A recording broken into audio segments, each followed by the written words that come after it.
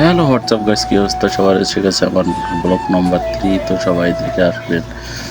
তো এর আগে একদিন এসে ফ্রেমগুলো সব লাগিয়ে গিয়েছিলাম। তো আজকে আসছি গ্লাস লাগানোর জন্য। তো দেখেন গাইস, এইভাবে অ্যালুমিনিয়ামের গ্লাসের কাজ হয় সৌদি আরবে। তো আজকে অনেক গরম, তাই গরমের মধ্যে সবাই কাজ করতে আসছি। কী করবো, কিচ্ছু করার নেই।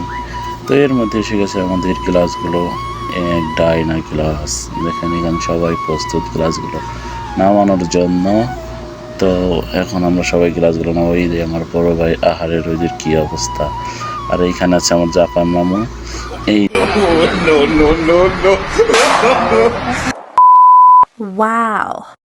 গ্লাসগুলো নামানো শেষ। তো এখন ওই গ্লাসগুলো ইনস্টল করবো।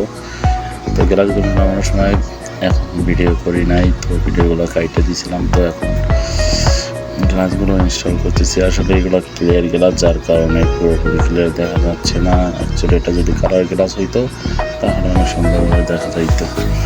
যাই হোক,